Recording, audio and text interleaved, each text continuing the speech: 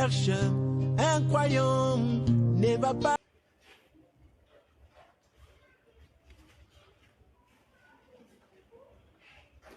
Nous allons lire les Écritures.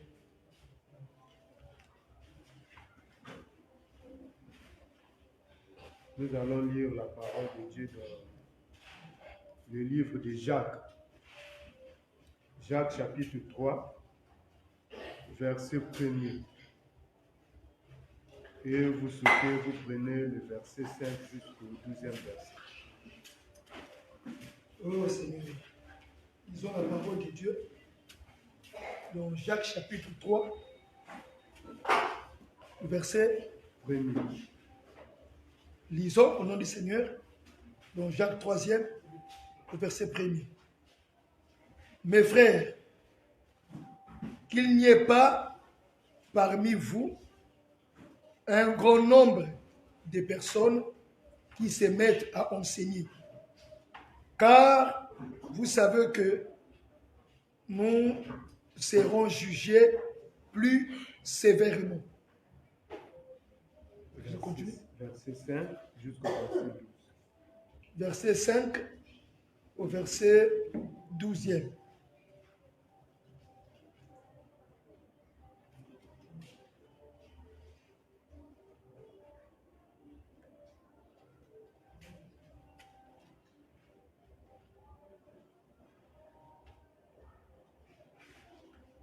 De même, la langue est un petit membre et elle s'invente de grandes choses.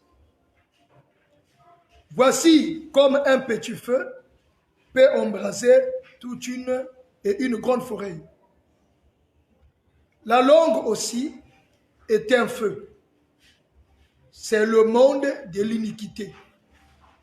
La langue est placée parmi nos membres, souillant tout le corps, enflammant le cours de la vie, étant elle-même enflammée par la géhenne. Verset 7. Toutes les espèces de bêtes et d'oiseaux, des reptiles et d'animaux marins sont domptés et ont été domptés par la nature humaine. Mais la langue, aucun homme ne peut la dompter. C'est un mal qu'on ne peut réprimer. Elle est pleine d'un venin mortel. Par elle, nous bénissons le Seigneur, notre Père, et par elle, nous maudissons les hommes faits à l'image de Dieu. De même, et de la même bouche sortent la bénédiction et la malédiction. Il ne faut pas, mes frères, qu'il en soit ainsi. Verset 11e. La source fait-elle jaillir par la même ouverture de l'eau douce et l'eau amère?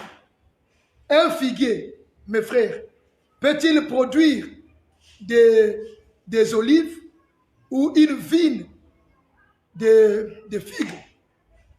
De l'eau salée ne peut pas non plus produire de l'eau douce. Proverbe 18, verset 21.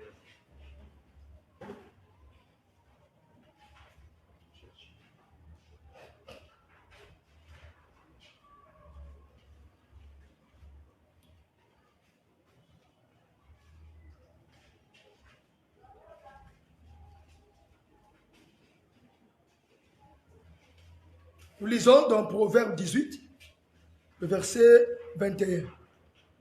La mort et la vie sont au pouvoir de la langue. Quiconque l'aime en mangera les fruits. Que Dieu bénisse sa parole. Amen.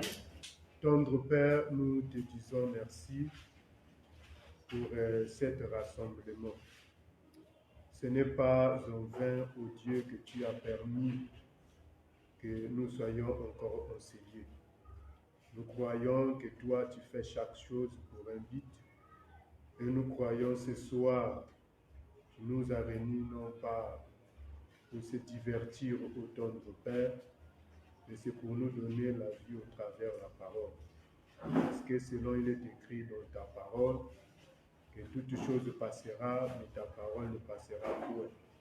Tu as dit dans ta parole que l'homme ne vivra pas du pain seulement, mais de toutes les paroles qui sortent dans la bouche de Dieu. Voilà pourquoi, ô Dieu, viens nous parler, ô Dieu, à ton peuple. Ô Dieu, nous croyons que c'est toi, le véritable enseignant, Seigneur, de ce temps au Gongois, de cette dispensation, pour nous annoncer, ô Dieu, la parole qui sort, ô Dieu, la prédication du temps de la fête. Pour ce faire, ô Dieu, d'un agir, prends le contrôle de l'âme, l'esprit, ô Dieu, la pensée de tout un chacun. Et moi, Seigneur, qui est un simple instrument, que je sois conduit, que je sois embrassé du Saint-Esprit, parce qu'il est écrit dans ta parole que c'est poussé par le Saint-Esprit que les hommes ont parlé de Dieu. Je ne sais pas parler au Dieu, mes paroles ne peuvent pas sauver, mais ce qui sauve, ô Dieu, c'est ta parole. Voilà pourquoi, ô Dieu, viens utiliser, ô Dieu, pour la gloire de ton Saint-Nom, dans le nom de Jésus-Christ. Que du début jusqu'à la fin de cette prédication, ô Dieu, qui ne sorte aucune parole venant de mes propres pensées, mais que toi, Seigneur, saisis ma bouche, manipule, ô Dieu, ma langue, afin que, Seigneur, en parlant, Seigneur, que la vie puisse jaillir, ô Dieu, au travers de la prédication dans le nom de Jésus-Christ. Voilà pourquoi je me lève contre toute influence, contre toute pensée impie, toute pensée qui peut distraire, qui peut empêcher, Seigneur, ô Dieu, que ton peuple puisse recevoir l'évangile. Tout ce qui peut s'élever pour nous combattre au Gongois, que cela tombe dans le nom de Jésus-Christ. Parce que nous croyons que c'est toi qui es le chef suprême de l'Église, c'est toi la tête. Et pendant que tu es là, personne, ô Dieu, aucun esprit, aucun pouvoir peut s'élever devant toi dans le nom de Jésus-Christ. Gloire, l'honneur au ton beau Père, la louange revient à toi dans le nom de Jésus-Christ. Amen. Amen. Je vous salue tous dans le nom de Jésus-Christ. Prenez place.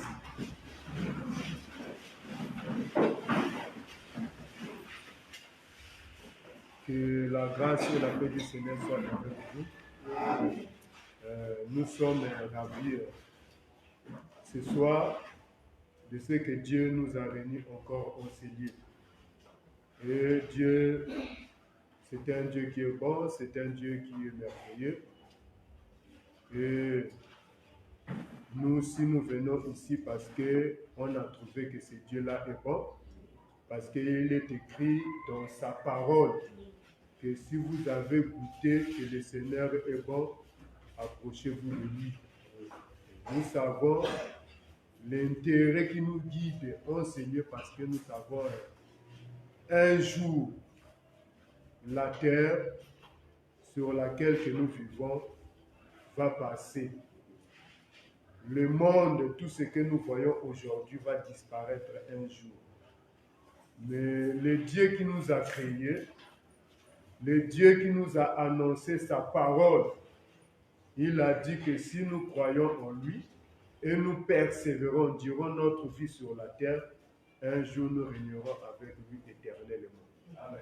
Et c'est cette promesse qui est la source de notre motivation de pouvoir persévérer et de pouvoir craindre Dieu. Est-ce que vous comprenez ces choses? Donc, bien aimé, si on peut craindre Dieu, ce n'est pas en vain. Si on peut craindre Dieu, ce n'est pas peut-être pour avoir des richesses dans ce monde. Mais si nous craignons Dieu parce que Dieu nous a fait une promesse impérissable, une promesse véritable, une promesse que nous allons passer l'éternité avec lui.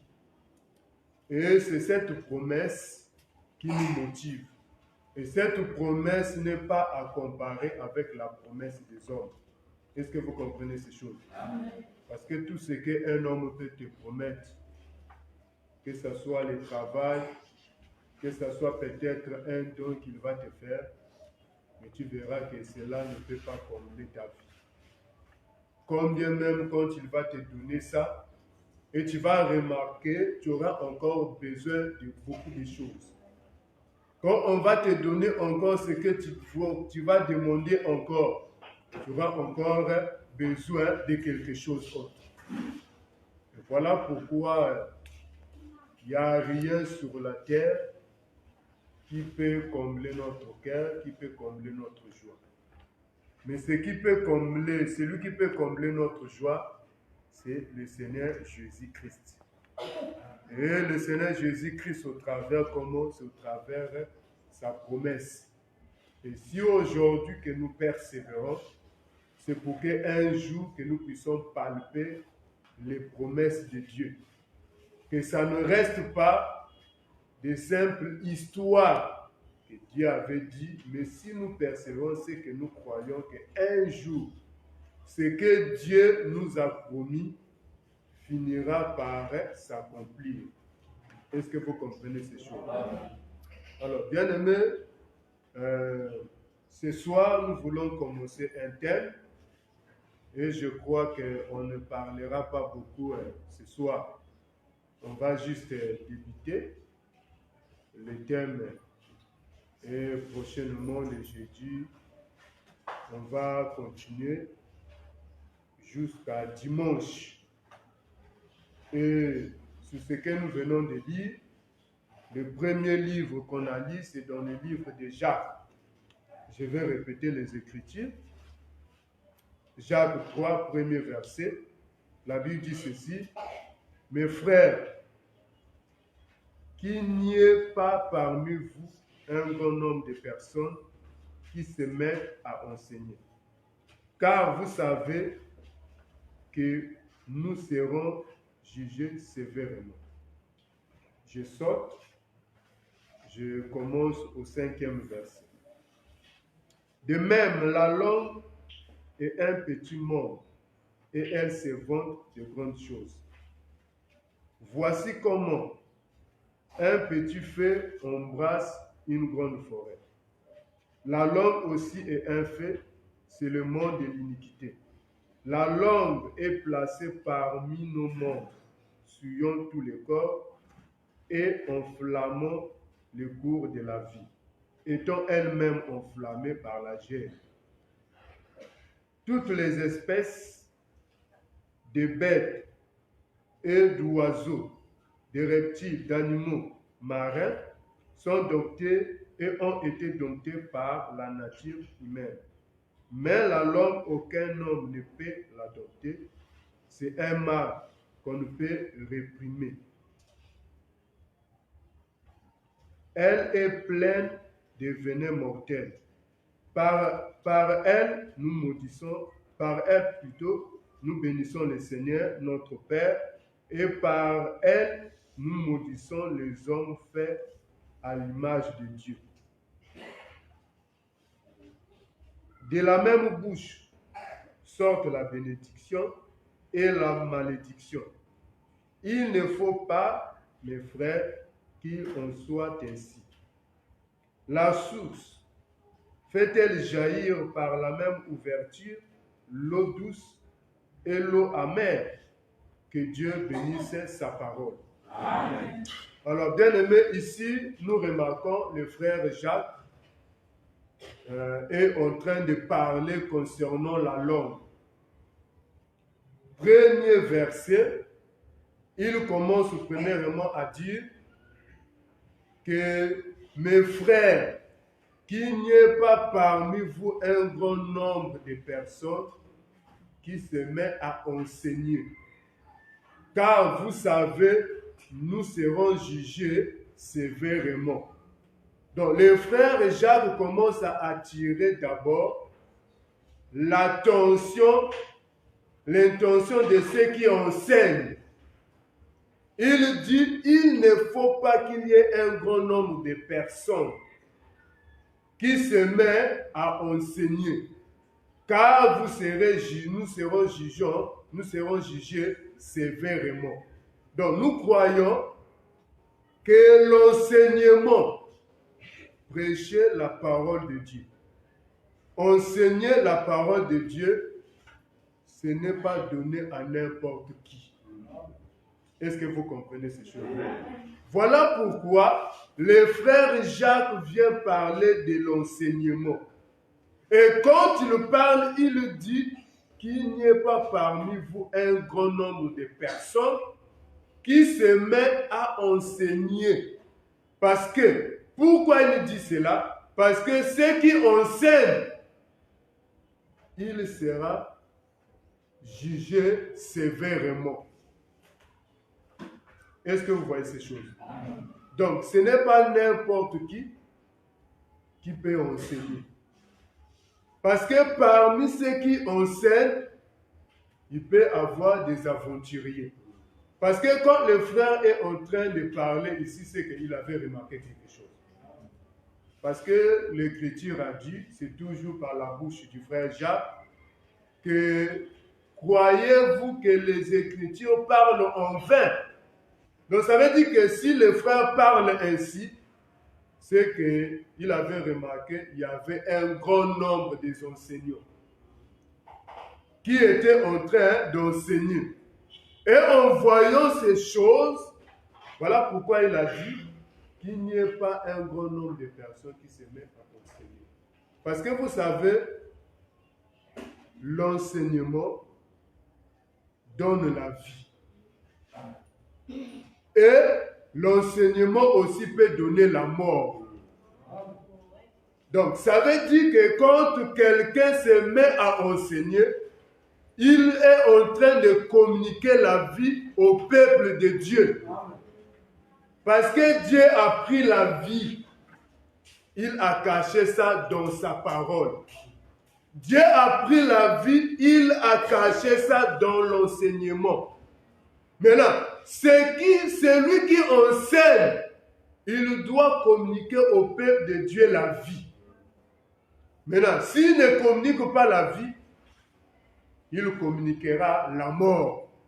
Donc ça veut dire que le frère, quand il parle, il n'était pas pris par les sentiments charnels. Parce qu'il est écrit dans sa parole que c'est poussé par le Saint-Esprit que les hommes ont parlé de Dieu. Donc nous croyons que celui qui parle ici, il est poussé par le Saint-Esprit. Donc ça veut dire qu'il avait remarqué il y avait un grand nombre des enseignants qui s'étaient élevés pour enseigner. Maintenant, s'il a dit ces choses parce qu'il a certainement, il avait constaté que parmi les enseignants, il y avait aussi des faux.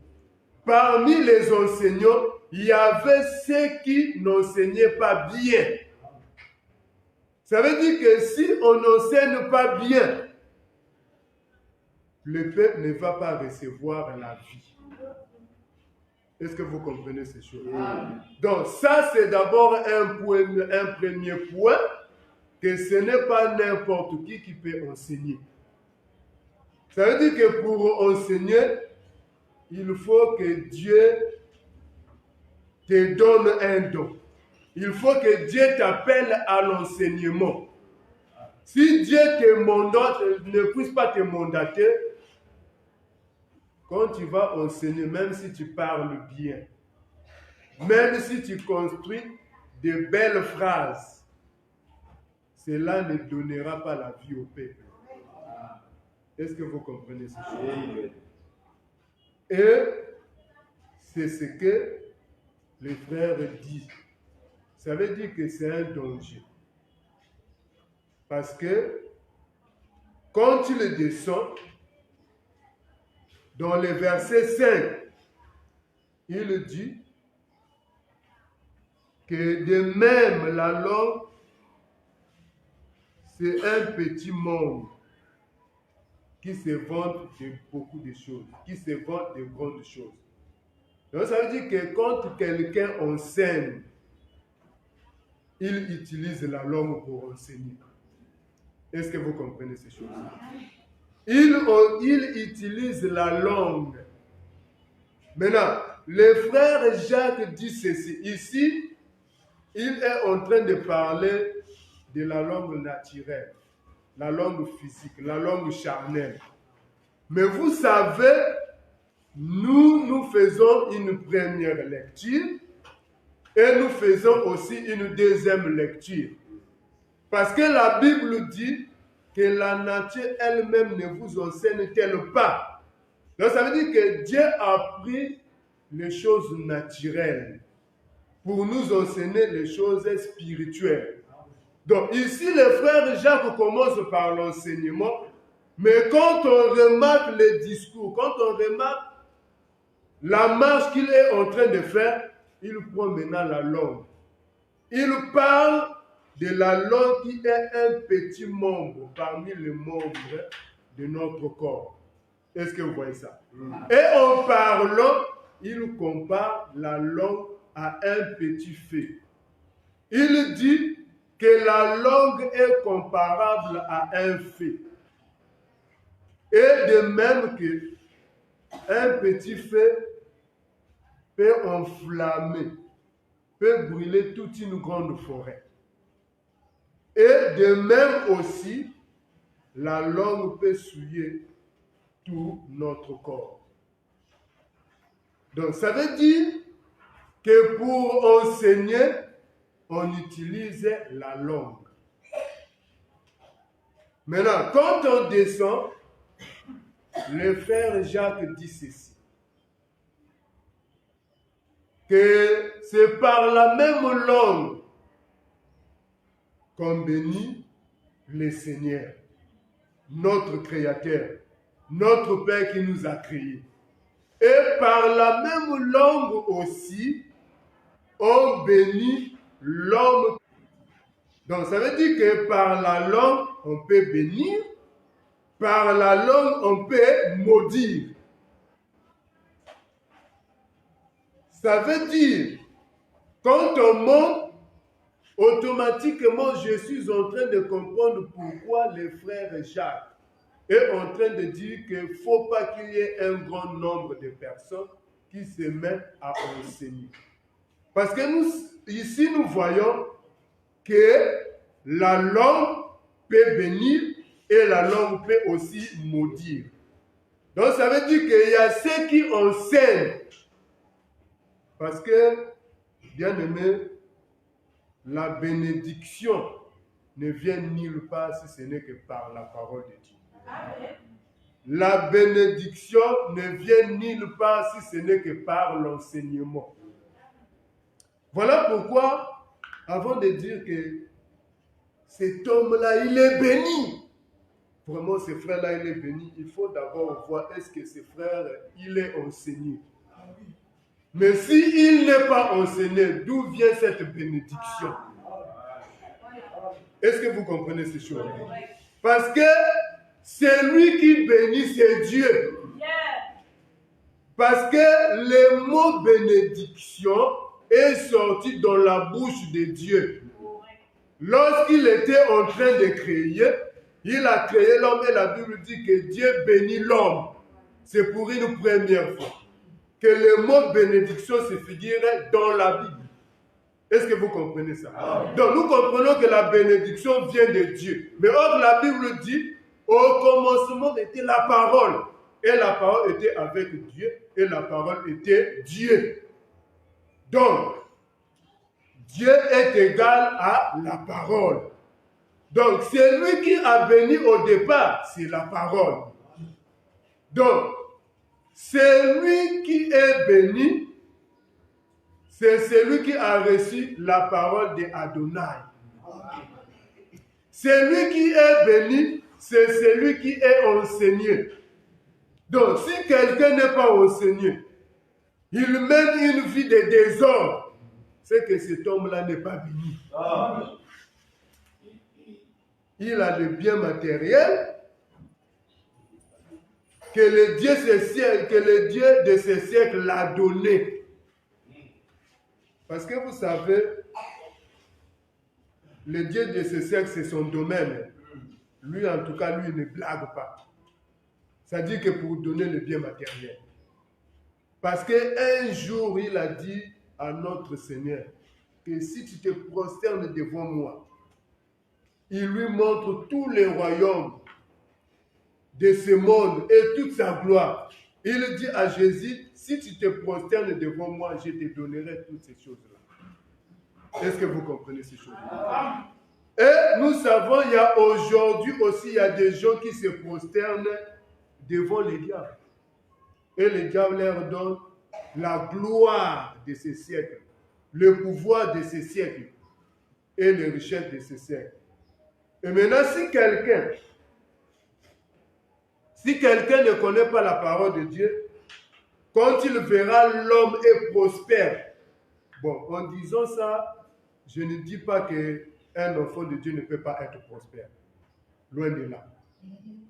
Maintenant, il faut remarquer, il faut mettre les coudées, il faut mesurer.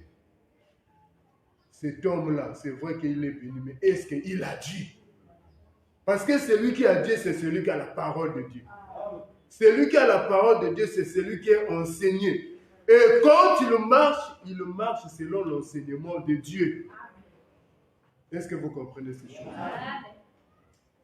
Et nous disons, ce n'est pas en vain que le frère Jacques interdit qu'il n'y ait pas un grand nombre de personnes qui se mettent à enseigner. Parce que selon ce qu'on a lu avec nous, on remarque ici que la langue peut bénir, la langue peut maudire. Donc ça veut dire qu'il y a ceux qui enseignent, non pas pour bénir, mais c'est pour maudire. Parce que le premier homme qui a béni, c'était Dieu. Ça veut dire que quand Dieu était en train de créer, il était en train de libérer la bénédiction. Quand la Bible dit même que Dieu bénit l'homme qu'il avait créé, c'était tout un enseignement. Est-ce que vous comprenez? Donc ça veut dire que nous aussi, quand nous sommes en train de vous enseigner, en réalité, nous sommes en train de vous bénir.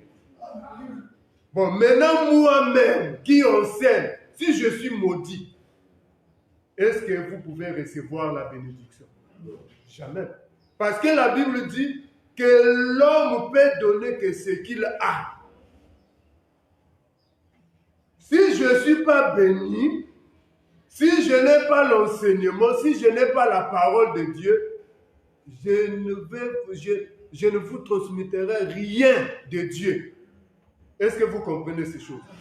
Donc, voilà pourquoi celui qui enseigne, il doit d'abord recevoir les dons de Dieu, la paix de Dieu pour qu'il enseigne. Parce que quand il va enseigner, il ne dira pas n'importe quoi, mais il dira ce que Dieu lui dira de dire. De même, quand Dieu appelle Moïse, Moïse ne disait pas ses propres paroles aux enfants d'Israël. Mais Moïse prenait les paroles de Dieu, il transmettait au peuple de Dieu. Est-ce que vous comprenez? Et aujourd'hui, on remarque qu'il y a un grand nombre des enseignants.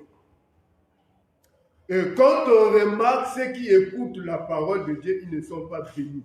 Et moi, quand je parle de la bénédiction, je parle de la vraie bénédiction. Parce que ne pensez pas qu'une assemblée, parce qu'ils ont un grand bâtiment, ils ont des instruments, ils ont des cadres dans leurs églises, que c'est ça une église qui est bénie. Non. Une église bénie, c'est une église qui aime Dieu. C'est une église qui craint Dieu. C'est une église, c'est une assemblée qu'on remarque des frères et des sœurs qui se sont détournés de la vie du péché. Est-ce que vous comprenez ces choses? Parce que Dieu ne peut pas habiter là où il y a la souillure. Dieu ne peut pas faire une marche avec des gens qui sont dans les ténèbres, parce que Dieu, lui, il est lumière, car il est écrit dans sa parole que Dieu est lumière. Et la lumière ne peut pas cohabiter avec les ténèbres. Est-ce que vous comprenez ces choses? Donc, aujourd'hui, on remarque qu'il y a beaucoup des enseignants qui ne sont pas appelés par Dieu. Mais pour leur identifier, c'est comment? C'est par l'enseignement. Parce que la Bible dit qu'un bon arbre produira de bons fruits. Mais un mauvais arbre produira de mauvais fruits. C'est-à-dire, un bon arbre ne peut pas produire de mauvais fruits. C'est-à-dire qu'un homme de Dieu, celui qui est mandaté par Dieu, ne peut pas enseigner de fausseté. Ça veut dire que les faussetés, c'est pour souiller le peuple de Dieu, c'est pour maudire le peuple de Dieu. Parce que les faussetés ne viennent pas de Dieu. Les faussetés viennent du diable. Est-ce que vous comprenez? Remarquez avec moi, faisons un tour dans le jardin d'Éden. Dans le jardin d'Éden, on remarque là-bas des enseignants. Parce que moi, j'aime toujours retourner là-bas. On remarque des enseignants. Le premier enseignant, celui qui a enseigné, c'était Dieu. Et Dieu, lui, quand il enseigne, c'est pour donner la vie. Il a donné la vie. Il a mis dans le jardin d'Éden l'arbre de la connaissance du bien et du mal et l'arbre de la vie. Maintenant, les deux hommes enseignants, celui qui est venu enseigner, c'est le diable qui a pris un corps de serpent. Lui, quand il vient enseigner, il vient contredire la parole, ce que Dieu avait dit. Or, qu'est-ce que Dieu avait dit? Que tu peux manger tout, mais l'arbre de la connaissance du bien et du mal, tu ne mangeras pas. Car le jour que tu mangeras, l'arbre de la connaissance du bien et du mal, tu mourras certainement. Maintenant, remarquez le deuxième enseignant quand il est venu. Il a dit quoi? Il est venu contredire. Il dit, oh, mais Dieu sait, c'est que si vous mangez ça, vous serez comme de Dieu. Est-ce que vous voyez ça? Et l'homme a mangé, c'est qu'on a remarqué, on a constaté que l'homme était mort. Premièrement, spirituellement, il était mort. Or, la mort spirituelle, c'est la séparation de l'homme avec son Créateur. C'est-à-dire, l'homme qui était dans le jardin d'Éden, en mangeant l'arbre de la vie, il allait vivre éternellement. Mais dès lors qu'il est chassé dans le jardin d'Éden, l'homme a laissé la vie dans le jardin d'Éden. Est-ce que vous comprenez cela? Parce que la bénédiction n'était nulle part si ce n'est que dans le jardin d'Éden. Donc, quand l'homme est parti, il a quitté la bénédiction pour aller à la malédiction. C'est-à-dire que l'homme est parti avec la malédiction. Maintenant, où est-ce que l'homme a reçu cette malédiction? C'est par l'enseignement du serpent. Amen. Puisqu'il a cru à cet enseignement, il a reçu la malédiction. Est-ce que vous comprenez ça? Voilà pourquoi, bien aimé, c'est très dangereux. Ne donnez pas votre oreille à n'importe qui. Que vraiment, il y a un enseignant, il y a un docteur, il y a un pasteur, il y a un prophète, et tu pars vite pour aller donner ton oreille. Il faut faire très attention. Est-ce que vous comprenez cela? C'est très important. Parce que le Seigneur a dit que ne craignez pas ce qui tue la chair, mais craignez celui qui peut tuer et amener l'âme à la gêne. Or, ce qui peut t'amener à la gêne dans le lac de feu, quand tu es mal enseigné. Parce que nous disons que l'enseignement ouvre la porte du royaume des cieux. L'enseignement donne la vie éternelle. Est-ce que vous comprenez ces choses? Mais là, si tu es mal enseigné, ça va t'amener en enfer. Est-ce que vous savez aujourd'hui, il y a plusieurs qui vont aller en enfer parce que par rapport à l'enseignement qu'ils ont reçu. Mais voyez Adam.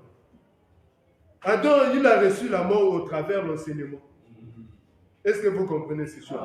Donc voilà pourquoi, bien aimé, c'est très important. C'est-à-dire que s'il y a une chose qu'on peut garder jalousement, c'est la parole de Dieu.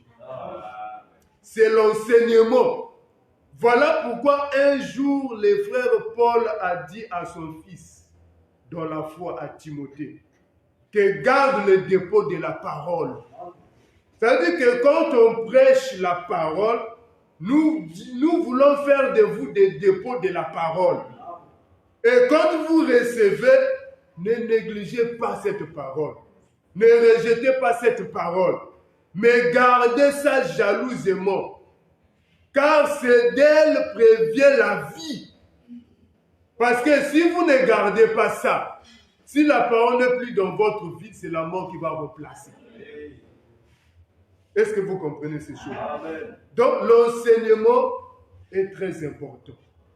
Et ce n'est pas n'importe qui peut enseigner. On a vu l'exemple depuis les commencements. Et qu'est-ce que la Bible dit? Qu'il n'y a rien de nouveau. Ce qui est, c'est ce qui était. Et ce qui est, c'est ce qui sera un jour. Donc, nous croyons que les mêmes choses se répètent. Donc, si le frère Jacques dit, en réalité, il était transporté par l'Esprit de Dieu. Quand il parlait, en réalité, ce n'est pas sa chair qui parlait, mais c'était Dieu qui parlait en lui. Ça veut dire qu'il était en train de ramener ce qui était passé. Parce que la vie, que si ce n'était un grand nombre des enseignants, il y a des enseignants qui vont tuer le peuple. Est-ce que vous voyez ça? Donc voilà pourquoi, frère, ne donnez pas, n'écoutez pas n'importe qui. Écoutez quand c'est la parole de Dieu, quand c'est la vérité, quand c'est écrit. Si ce n'est pas scripturel, il ne faut même pas écouter ça. Parce que quand tu écoutes, la Bible dit que la foi vient de ce qu'on entend. Et ce qu'on entend vient de la parole de Christ. Maintenant, ce qui produit la foi en toi, est-ce que c'est la parole de Christ? Est-ce que vous comprenez cela? Parce que plusieurs ont une foi, et quand tu remarques la foi en question, la foi contredit la parole. Or, la foi ne peut pas contredire la parole. Amen. Parce que pour que quelqu'un ait la foi, cette foi lui vient de la parole. Donc, ça veut dire que c'est la parole qui donne la foi. Amen. Mais tu ne peux pas dire, ah non, moi, même si par rapport à ça, je suis dans le péché, mais moi j'ai ma foi.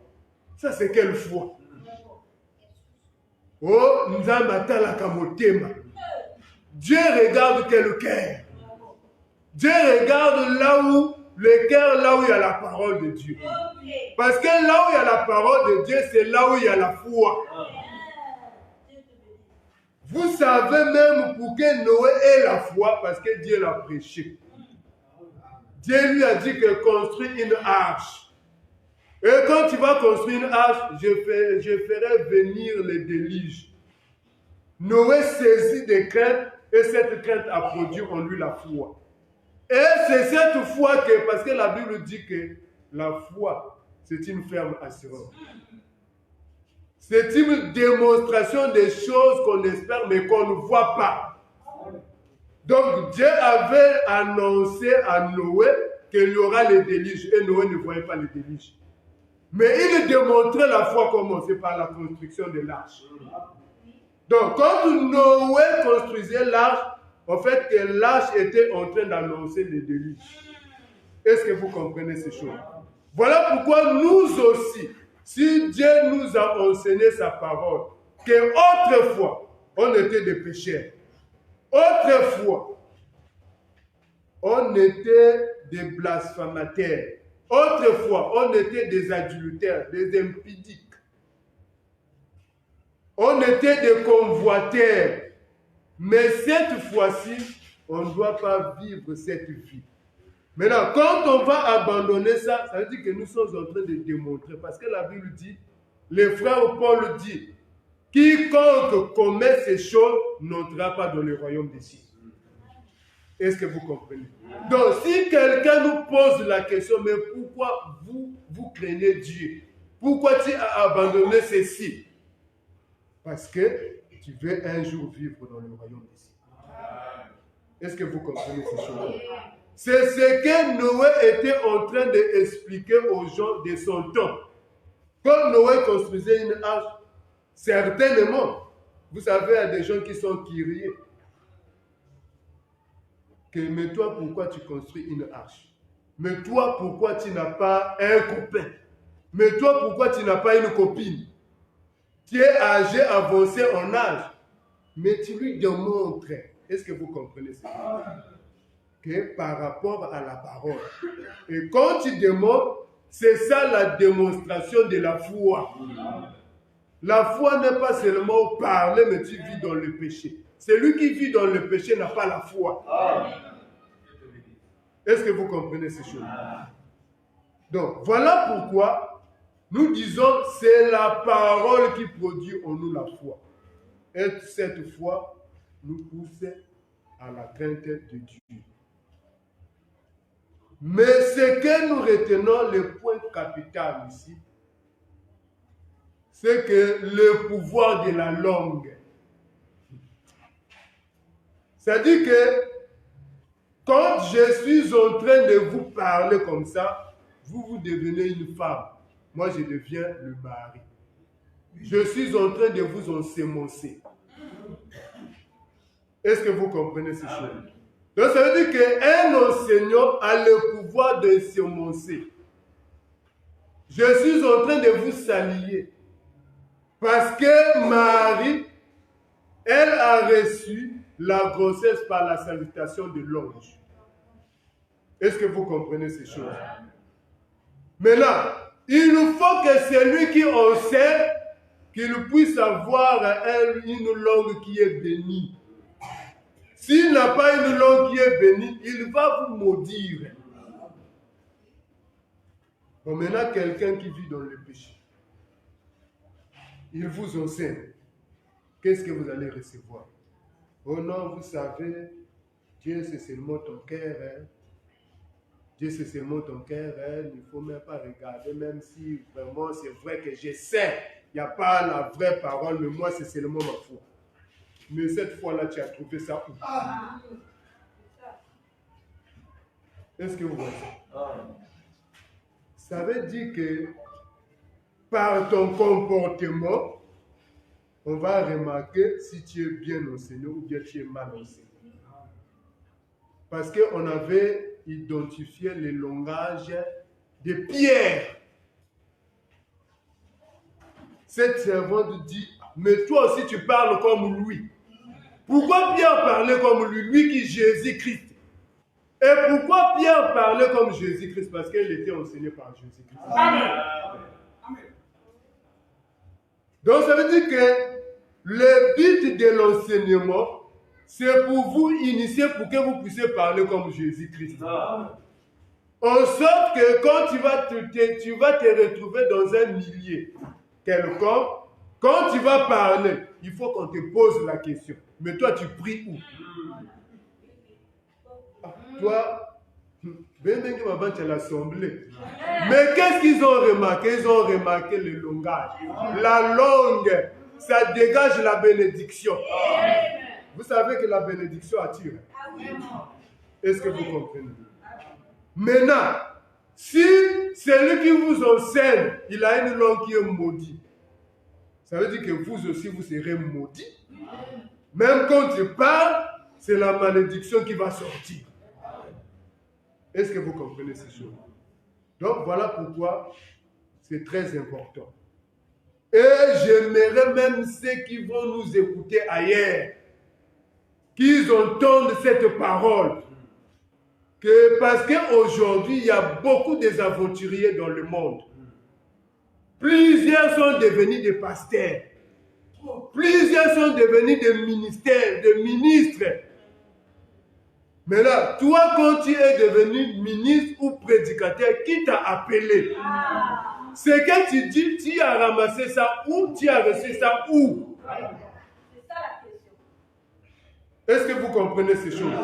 Donc, moi j'ai toujours dit, hein, frère, fais pour toi l'aventure, voyage pour toi, oh, je veux faire une aventure en Europe, hein, faire une aventure, je ne sais pas sur quelle chose.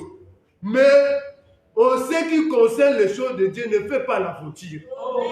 C'est pas bien, tu vas chercher des problèmes avec Dieu. Parce que tu peux faire l'aventure sur n'importe quelle affaire. Après, à la fin, tu reconnais, vraiment, Seigneur, j'ai fait une erreur, pardonne-moi, Dieu va te pardonner. Mais tu fais l'aventure, tu amènes les gens à la perdition. Ça sera très grave pour toi. Est-ce que vous comprenez ces choses? Donc, sur les choses de Dieu, on ne fait pas l'aventure. Quand Dieu n'a pas dit, ne dis pas que Dieu m'a dit. Quand Dieu ne t'a pas appelé, même si tu sens que c'est vrai, tu parles, il y a des gens, il y a des songes, ce n'est pas ça. Est-ce que vous comprenez ces choses?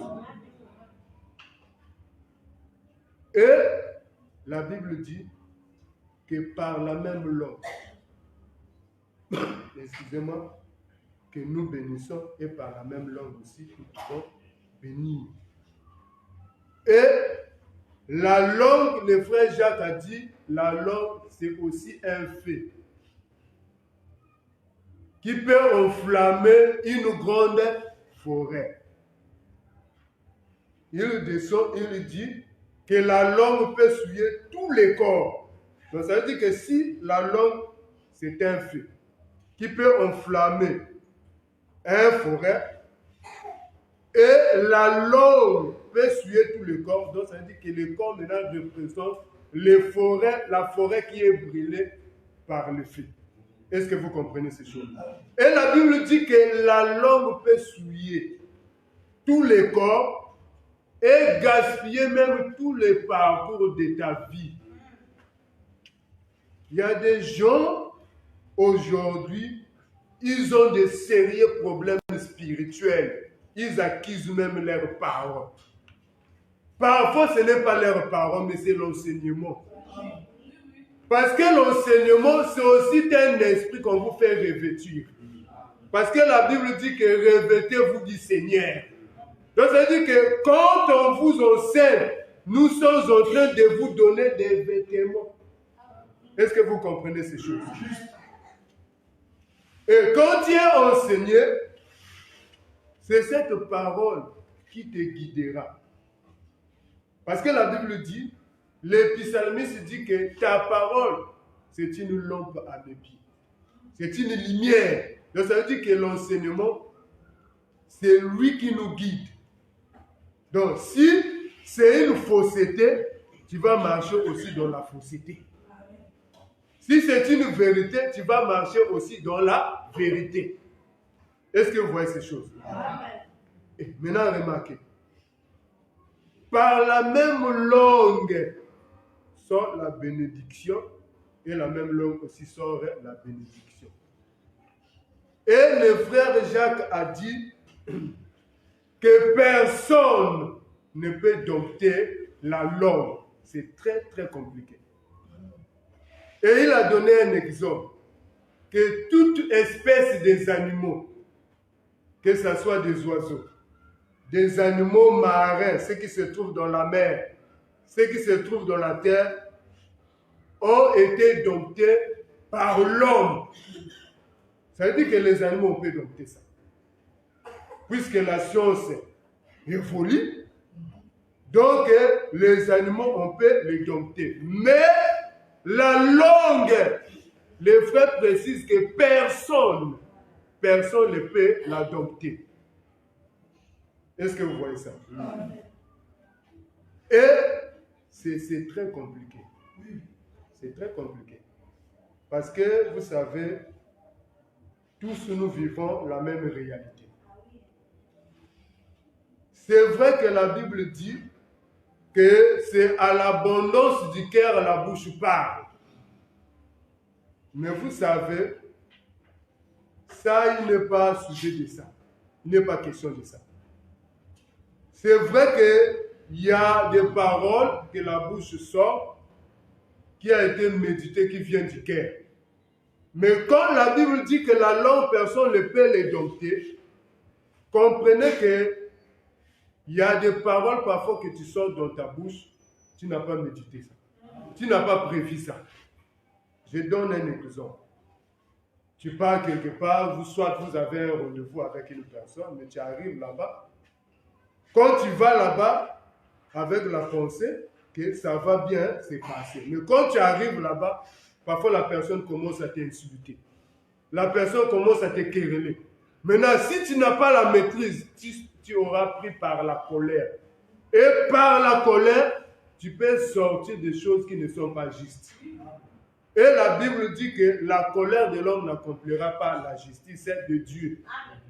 Et après la colère, quand la colère va passer, tu vas maintenant regretter. Ah, mais qu'est-ce qui m'a poussé à dire ça? Et pourtant, moi, je suis un frère. On nous demande toujours selon la parole. Il faut avoir la maîtrise. Mais qu'est-ce qui a fait ça? Parce que la langue, on ne peut pas l'adopter. Est-ce que vous comprenez ça? Tu ne peux pas réprimer la langue. Ça veut dire que tu ne peux pas maîtriser ta langue. Le monde parfois me fait rire dans leurs proverbes. Tu verras quelqu'un qui a fait une erreur et quelqu'un qui viendra pour les corriger. Tu sais, toi, avant de parler, il faut d'abord tourner ta langue 7 fois. Bon, maintenant, posons-nous la question. Tu es devant un fait. Donc, toi, avant de parler, tu vas tourner la langue, première fois, deuxième fois, jusqu'à 7e fois. Après, tu vas parler bien. Ce n'est pas ça. Est-ce que vous comprenez ces choses? Donc, la langue, personne ne peut dompter la langue. Bon, maintenant, ça, la Bible dit que la langue, c'est un petit membre, c'est-à-dire c'est un organe qui se trouve dans notre corps, qui se trouve à l'intérieur de la bouche. Est-ce que vous comprenez ces choses? C'est-à-dire c'est ça qui te permet à sentir le goût et à bien parler. Parce que si on te coupe la langue, vraiment tu ne vas pas bien parler. Est-ce que vous comprenez? Mais la Bible dit que c'est un petit membre qui se trouve dans notre corps. Mais ça peut gaspiller tous les parcours de notre vie. Et je vous dis qu'il y a plusieurs aujourd'hui, leur vie ne marche pas à cause de leur langue. Okay. Est-ce que vous comprenez ça?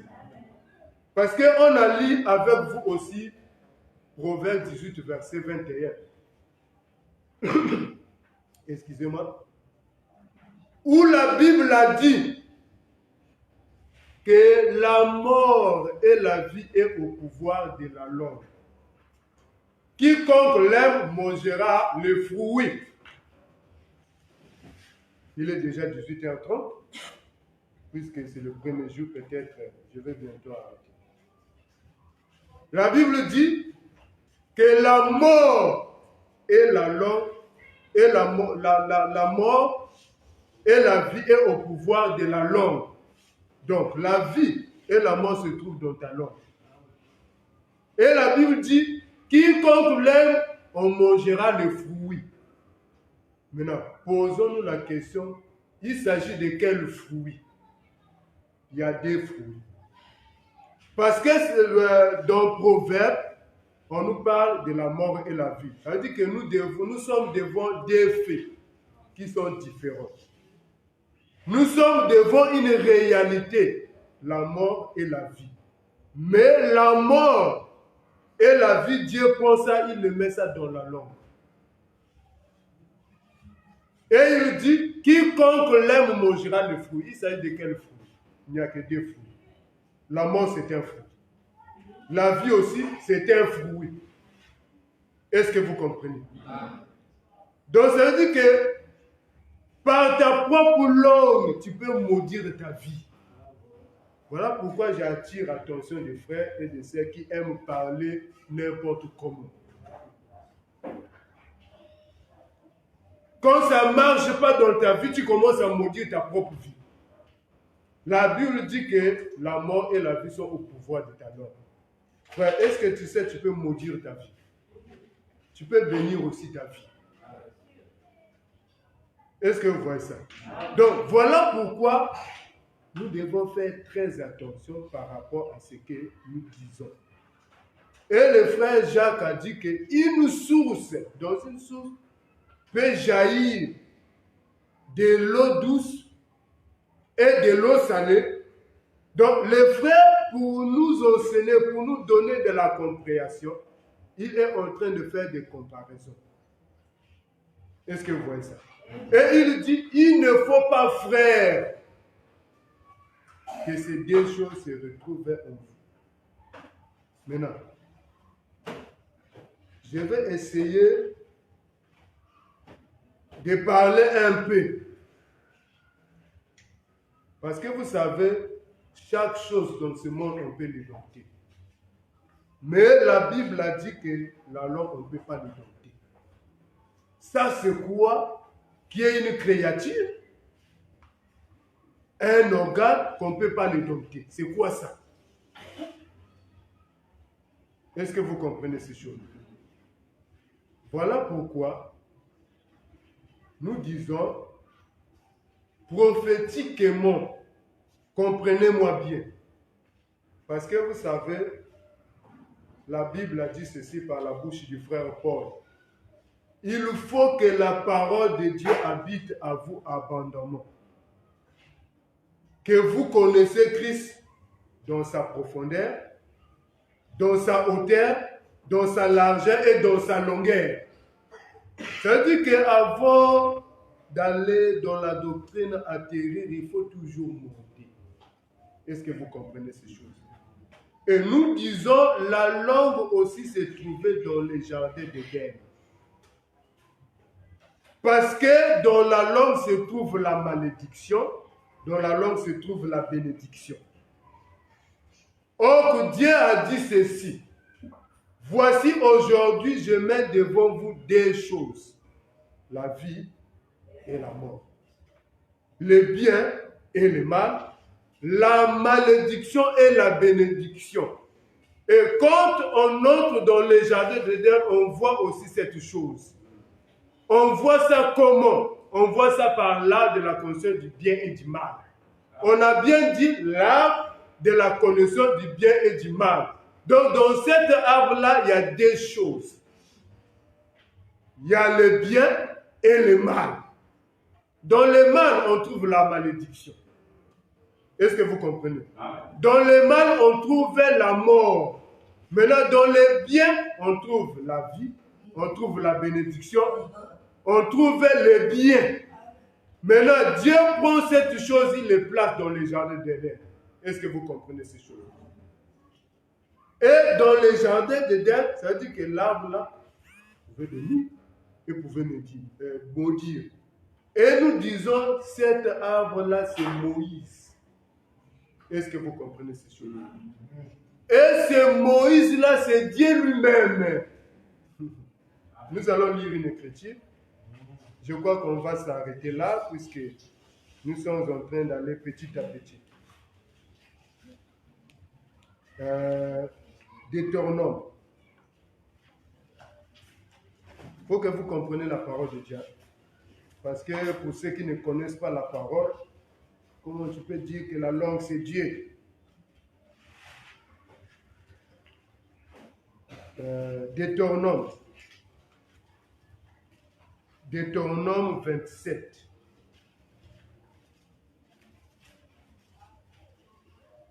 Je crois que c'est Deutéronome 27. Commence, je crois que c'est le verset 12.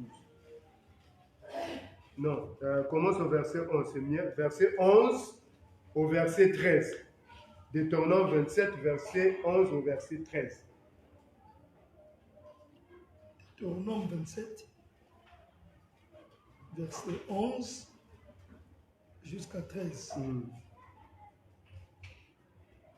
Le même jour, Moïse donna cet ordre au peuple. Lorsque vous aurez passé le Jourdain, Siméon, Lévi, Juda, Issachar, Joseph et Benjamin se tiendront sur le mont Garizim pour bénir le peuple. Verset 12. Non, verset 13. Et Ruben, Gad, Azer, Zaboulon, Dan et Nephtali se tiendront sur le mont Ebal pour prononcer la malédiction. Que Dieu bénisse sa parole. Amen. Ici, la Bible dit que le même jour, Moïse donna cet ordre au peuple. Vous savez, un prophète, c'est la bouche de Dieu. Donc, ça veut dire que quand un prophète parle, c'est Dieu qui a ouvert sa bouche pour vomir. Donc, quand Moïse donne cet ordre vient de l'Éternel. Donc, en d'autres termes, c'était Dieu lui-même qui était en train de donner cet ordre au peuple. Maintenant, écoutez l'ordre qu'il donne. Il dit que lorsque vous aurez passé les Jourdains, Siméon, ça veut dire qu'il prend les 12 fils de Jacob. Il les divise en deux parties. 6. Donc, les 6 fils donnent sur le mont Garizim. Et les 6 autres fils sur la montagne de Ebal. Donc, ça veut dire qu'il y avait 2 groupes. 6 sur la montagne de Garizim. Pour faire quoi? C'est pour prononcer la bénédiction. Et qui sont sur la montagne de Ebal, c'est pour prononcer la malédiction. Est-ce que vous comprenez ces choses? Or, nous voyons que tous les 12 fils-là sortent dans les entrailles de Jacob. Donc, en réalité, c'est un même homme qui est en train de parler. Ça veut dire que si vous prenez tous les 12 fils, vous les remettez dans les entrailles, on ne va pas voir les 12 fils, on va voir que Jacob. Est-ce que vous comprenez ces choses? Donc, quand les 12 fils sont en train de parler, c'est Jacob qui parle, c'est Israël qui parle. Maintenant, nous remontons, il y a un véritable toujours. Parce que Dieu prend les images, il les projette sur la terre. Est-ce que vous comprenez ces choses? Or, le véritable Jacob, c'est lui-même. Donc, puisque Dieu pour parler, il faut d'abord que Moïse monte sur la montagne. Donc, Dieu, lui, pour parler, il parle seulement sur la montagne. Donc, en réalité, lorsque les 12 fils passent sur la montagne, c'est Dieu qui parle. Maintenant, quand les 12 fils parlent, s'ils se prononcent la malédiction, s'ils se prononcent la bénédiction. Ah, donc, on comprend que la malédiction et la bénédiction viennent de la bouche de qui? Vient de la bouche de Dieu. Est-ce que vous comprenez ces choses? Amen. La bénédiction et la malédiction viennent de la bouche de Dieu.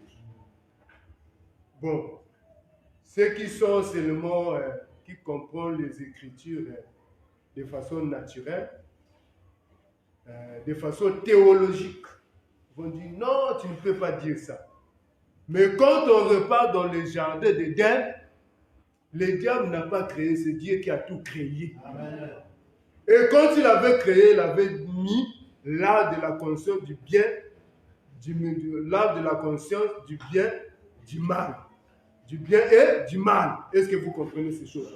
Et c'est lui la première personne à prononcer le mot mort. Si tu manges, tu mourras certainement. Maintenant, le problème, il faut comprendre qu'à quel moment que Dieu prononce la malédiction. Est-ce que vous comprenez ces choses? Et c'est ce qu'on verra prochainement. Mais c'est que vous devez comprendre que la langue, on ne peut pas dompter. Si toute espèce des animaux, on peut dompter, mais ce qu'on ne peut pas dompter, c'est Dieu lui-même. Ça veut dire que personne on peut maîtriser, c'est Dieu. Est-ce que vous comprenez ces choses? Ça veut dire que vous pouvez faire vos calculs, que Dieu pour agir, il faut les prendre de telle manière. Mais Dieu n'agira pas selon votre manière, il va vous surprendre. Est-ce que vous comprenez? Voilà pourquoi nous disons même à ceux qui donnent au peuple de Dieu des rendez-vous. Venez jour au temps. Vous allez recevoir des miracles, des guérisons. Ce sont des serviteurs de Satan. On ne peut pas permettre la guérison au peuple de Dieu. On ne peut pas permettre les miracles.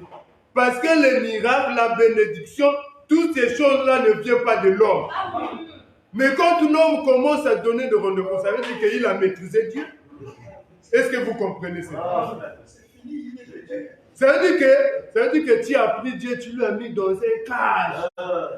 Ça veut dire que Dieu devient un animal. Parce qu'un animal, tu peux le prendre, le mettre dans un cage, lui construire une maison. Parce que Jacques a dit que toute espèce des animaux ont été domptés par l'homme. Est-ce que vous comprenez? Mais la langue personne, ça veut dire que personne ne peut maîtriser Dieu. Oh non! Vraiment, Dieu aussi parfois nous décourage. Pourquoi il a fait ça? C'est normal parce que tu ne peux pas le maîtriser. Il est libre de faire ce qu'il veut faire. Est-ce que vous comprenez? Oh, mais pourquoi ça tarde? Pourtant, on a beaucoup prié, on a fait ceci, on a jeûné, mais il n'a pas prié. C'est normal parce que tu ne peux pas maîtriser Dieu. Tu ne peux pas dompter Dieu. Tu ne peux pas donner à Dieu une conduite à suivre. Jamais ça ne marche pas. Est-ce que vous comprenez ces choses? Donc, voilà pourquoi la langue qu'on ne peut pas dompter, c'est Dieu qu'on ne peut pas dompter. Et voilà pourquoi ces choses qui est la parole de Dieu nous poussent à être soumises à Dieu. Est-ce que vous comprenez? Parce que Dieu, c'est un Dieu de variation. Et ça doit nous pousser à la crainte de Dieu, de comprendre qu'aujourd'hui, je suis en bonne santé, mais Dieu peut varier. Il me rend malade. Et tu vas accuser des sorciers, parfois ça ne vient pas. Puisque tu t'es mal comporté, tu penses que, ah bon, même si, mais de toutes les façons, même si je vis dans le péché, mais tout seul, on est pareil.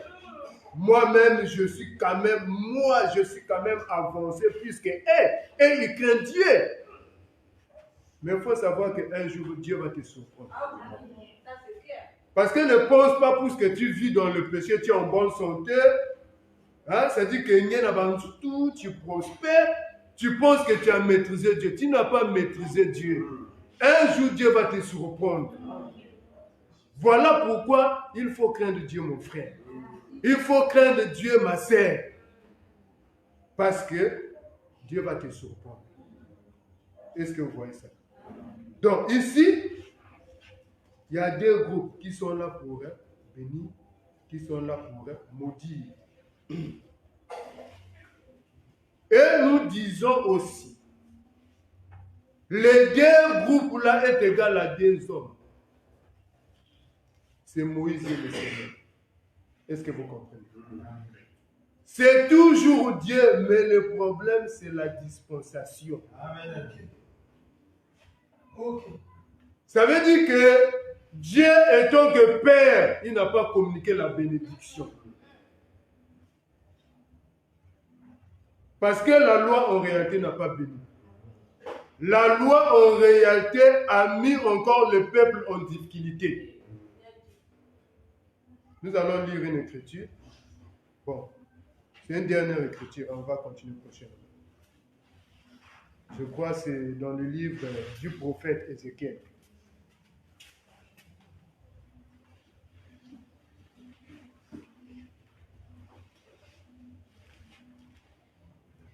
Ézéchiel.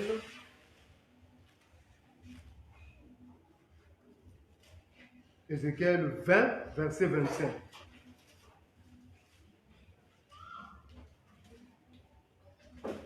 Ézéchiel chapitre 20, verset 25. Lisons la parole dans Ézéchiel, le chapitre 20e, au verset 25. Je leur donnais aussi des préceptes qui n'étaient pas bons et des ordonnances par lesquelles ils ne pouvaient vivre. Verset 26.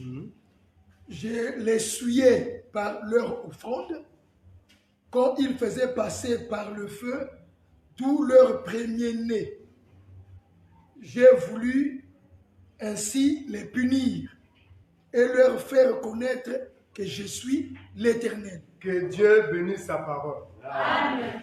Vous voyez le voyage que nous sommes en train de faire. Quand j'ai dit que Dieu, étant que Père, dans la loi, il n'a pas béni, il a maudit. La Bible dit ceci, que je leur donne aussi les préceptes. Les préceptes, c'est quoi? C'est les lois. Je leur donne le précepte qui n'était pas bon. C'est-à-dire que Dieu donne à Israël une loi, il sait que c'était pas bon, mais quand même, il leur donne quand même. C'est clair, c'est écrit. Je leur donne des préceptes qui n'étaient pas bons et des ordonnances par lesquelles ils ne pouvaient pas vivre. Donc Dieu savait que ce qu'il donnait au peuple, c'était une loi qui n'était pas bonne.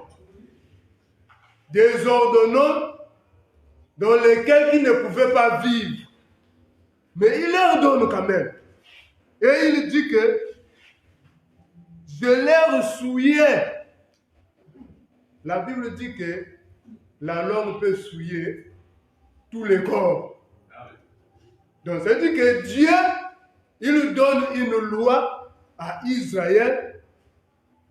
Au lieu que cette loi donne la vie, au lieu que cette loi soit bonne, mais il leur donne une loi pour leur souiller.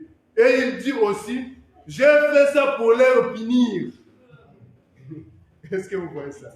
Dieu lui le compliqué. Voilà pourquoi j'ai dit, on ne peut pas maîtriser Dieu. On ne peut pas maîtriser Dieu. C'est-à-dire que, physiquement, si on parle bien, toi tu n'as pas péché. Mais quand tu es né, en fait que la souffrance que tu as vécue, en fait en réalité tu es né innocent. C'est vrai que c'est Adam qui avait péché, mais tu es né, tu es en train de souffrir, il te dit que tu souffres à cause du péché. Mais ce n'est pas toi qui avais péché, mais c'est ton père qui avait péché. Mais il te punit quand même. Et c'est ce qu'il a fait à Israël. Maintenant écoutez, le but de cette punition c'est quoi? Il dit, j'ai voulu ainsi leur punir. Donc les résultats de tout ça là, leur donner une loi qui n'est pas bonne, des préceptes dans lesquels ils ne pouvaient pas vivre, pour leur punir, et à la fin, j'ai voulu leur faire connaître que je suis l'Éternel. Donc il fait souffrir le peuple pour leur faire connaître que c'est moi Dieu. Voilà pourquoi ceux qui prennent la place de Dieu, ils cherchent des problèmes. Ils cherchent vraiment des problèmes. Vous savez, Dieu, en fait, que Dieu ne partage pas sa gloire à un homme, ni son honneur à une idole. C'est que le prophète Isaïe a dit. Voilà pourquoi vous allez remarquer, même dans les Écritures, c'est-à-dire que Dieu posait même des questions aux disciples auxquelles ils étaient incapables de répondre. Et à la fin, lui-même, il donnait la réponse. Dieu, lui, il est comme ça. Donc, ça veut dire qu'il te met en difficulté. Ça veut dire que tu cherches la solution, ça et là, tu ne trouves pas. Après, à la fin, il paraît. Il te donne la solution pour que tu puisses le bénir. Amen. Tu vas le glorifier, tu diras, ah Seigneur, vraiment, tu es bon. Si ce n'était pas toi, mais c'est lui qui a posé ça. La Bible dit, qui dira une chose arrive sans que le Seigneur l'ait ordonné. Donc, quand une chose arrive, c'est lui qui a ordonné. Tout cela pourquoi? Pour te faire connaître que lui, il est l'Éternel. Est-ce que vous comprenez ces choses? Donc voilà pourquoi même la parole de Dieu, il peut les rendre simples, faciles pour que chacun puisse comprendre. Mais il prend la parole, il les met dans une énigme, des paraboles. Après, à la fin, pour que tu l'interroges, lui, il te répond, ah ça voulait dire ça. Maintenant, écoutez, un jour, il va poser la question à ses disciples. Qu'est-ce que les gens disent de moi? Les uns, les autres disent que tu es Jérémie, tu es l'un des prophètes, tu es Élie. Il pose maintenant la question. Maintenant, vous, qu'est-ce que vous dites? Pierre dit que tu es le Christ. Il récupère ça. Voilà. Il dit que ce n'est pas le sang et la chair qui t'ont révélé. C'est mon Père qui t'ont. Donc ça veut dire que vous voyez que tout ce que Dieu il fait pour sa gloire. Pour que tu puisses le glorifier. Voilà pourquoi, frère, nous disons que dans ta vie, laisse Dieu dominer ta vie. Laisse Dieu gouverner ta vie. Laisse Dieu occuper la première place de ta vie. Et lorsque Dieu occupe la première place dans ta vie, bien-aimé, tu es béni. Donc, ça dit que ne fais pas, oh non, vous savez, c'est parce que si j'ai cette chose, c'est parce que j'ai étudié, c'est parce que j'ai tel diplôme. Non, Dieu n'aime pas ça. Amen. Parce que toi, si tu te glorifies, Dieu va te confondre. Mais c'est ce qu'il a fait aux Juifs, non? Les docteurs de la loi. Comme la Bible a dit, où sont les scribes de ce monde? Où sont les intelligents de ce monde? Dieu n'a pas-il choisi des choses folles du monde pour confondre les sages? Ça veut dire que nous, on était folles par rapport à quoi? Parce qu'on n'avait aucune connaissance de Dieu. Souvenez-vous, en ce temps-là, on était jadis éloignés de Dieu. Celui qui connaissait Dieu, c'était Israël. Mais puisque Dieu, on ne peut pas le maîtriser, il a changé les choses. Voilà pourquoi la Bible dit que les premiers seront les derniers. Or que Israël était le premier. Or que Israël, c'est qui? Israël, c'est Ésaü. Qui était le premier? Mais celui qui va recevoir la bénédiction pour gouverner, c'est Jacob. Est-ce que vous comprenez? Et Israël qui était le premier, Dieu a changé tout cela pour les confondre. Parce que quand je voyais le Seigneur, quand il est venu, il n'a pas étudié. Il n'est pas parti dans la loi de Moïse. Mais à l'âge de 12 ans, quand il se mettait à enseigner, les docteurs qui ont étudié, quand ils vérifient, oh mais oui, mais c'est écrit. Oh, mais un enfant de 12 ans. Bon, prenons l'exemple d'un enfant de 12 ans parce que si on prend selon les études de l'école, ça veut dire que les docteurs là, ils avaient des doctorats. Ils avaient vraiment un niveau universitaire. Maintenant, un enfant à l'âge de 12 ans commence à dire des choses qu'ils ont étudiées à l'université, mais cet enfant-là n'est même pas au lycée. Ça veut dire qu'il n'est pas allé à l'école. Il dit, oh, mais comment? Celui qui n'est pas allé, celui qui n'a pas étudié tel peut dire des choses qui sont justes. Tout ça là, c'est pour confondre. Pour dire que Dieu, on ne peut pas le maîtriser. Amen. Est-ce que vous comprenez ces choses? Donc voilà pourquoi, si tu reconnais que Dieu, on ne peut pas le maîtriser, tu seras soumis à Dieu. Amen. Est-ce que vous voyez ça? Tu ne seras pas orgueilleux. Quand Dieu te dira, ça ne fais pas ce que tu vas faire. Quand on va te prêcher la parole, ça c'est un péché, tu ne vas pas. Pourquoi? Donc ils veulent montrer quoi? Ce n'est pas nous. C'est que nous vous prêchons comme le frère Paul a dit que ce n'est pas la parole d'un homme. Et si vous rejetez, ce n'est pas un homme que vous rejetez, mais c'est Dieu que vous rejetez. Amen.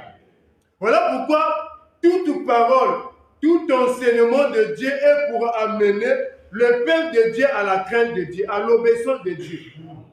Est-ce que vous comprenez ces choses? Et s'il n'y a pas l'obéissance, on le maudit. Est-ce que vous comprenez ces choses?